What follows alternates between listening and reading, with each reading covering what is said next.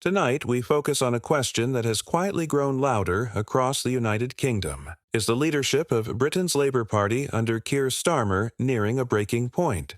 Once seen as the stabilizing force who might rebuild his party and reshape British politics, Starmer now faces a complex convergence of pressures from within his own ranks, from the public, and from his opponents. In the next minutes, we trace the dimensions of this crisis, examine the forces at play, and ask what may lie ahead for Starmer and for British politics itself. To understand the magnitude of the challenge, we first turn inward.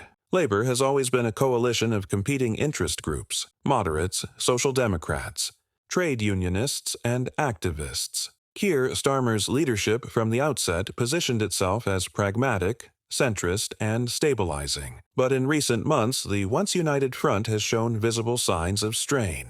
From grassroots activists concerned about social policy direction to senior MPs uneasy with slowed momentum on public sector reform, dissent has begun to manifest behind closed doors. Whispers once confined to meeting rooms are now leaking into the public eye. Leadership reviews, tactical maneuvers, strategic realignments. What was once hidden is now visible, and that visibility matters. The question is not simply who supports Starmer, but how deeply that support runs, and how long it will endure under pressure. Beyond internal party dynamics lies the court of public opinion, and here the signs are troubling. Starmer's leadership style, cautious, measured, intentional, served him well in early years.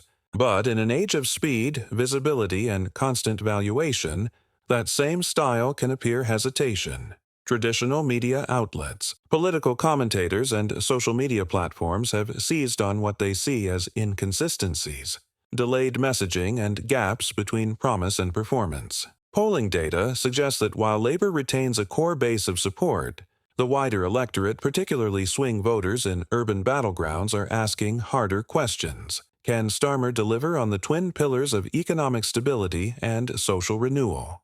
Do ordinary citizens see it? Confidence, once lost, is notoriously hard to regain, and in politics, perception often becomes reality. Starmer's troubles are not solely self-inflicted. The opposition is active, framing Labour as disconnected from the everyday concerns of citizens. The Conservative Party, despite its own challenges, has adopted a precise messaging strategy: emphasize energy and housing costs, highlight policy reversals, frame Labour as indecisive. Parliamentary sessions, media interviews, and public appearances are no longer simply about policy. They are about demonstrating leadership clarity and strength. When the opposition forces successfully erode the narrative of stability, a cascade effect can begin: wavering MPs, heightened media scrutiny, shifting public sentiment. Starmer must navigate all this while managing his own party's internal tensions. Politics is no longer confined to speeches and debates. It stretches into local communities, into social media feed, into homes and workplaces. A leader must not only act, but connect. Starmer's communication has been disciplined, but in a moment of public appetite for immediacy and emotion,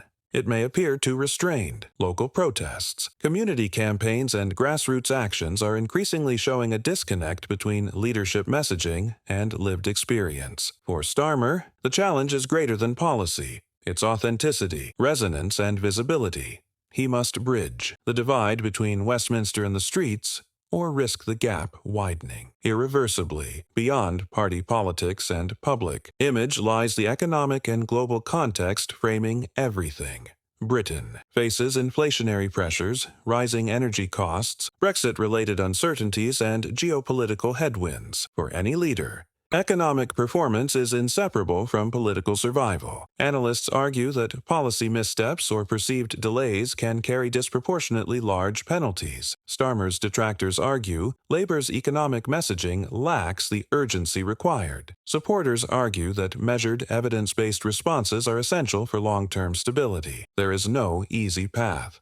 And global obligations trade, diplomacy, defense add further complexity. A modern leader must perform on multiple fronts simultaneously. Starmer's ability to project competence internationally while delivering domestically will be a key test. Labour's ideological spectrum has always been broad. Starmer has positioned himself as a centrist, trying to blend progressive ideals with pragmatic governance. This approach appeals to many moderate voters, but it also creates friction with the party's more left-leaning factions. Clashes over climate strategy, welfare reform, and housing policy have begun surfacing more visibly. For Starmer, the challenge is not just external, it is internal. Balancing ideological coherence, maintaining party unity, and articulating a compelling vision that speaks to both activists and voters alike. If internal identity fractures deepen, the cost to leadership may be severe. Leadership transitions rarely happen overnight, yet rarely are the pressures this accelerated. In today's connected world, reputations are built or eroded at internet speed. Social media trends, real-time polling, 24-hour news cycles all heighten the vulnerability of any leader. Starmer's measured style may once have been an asset. Now it must be translated into visible momentum. In political history,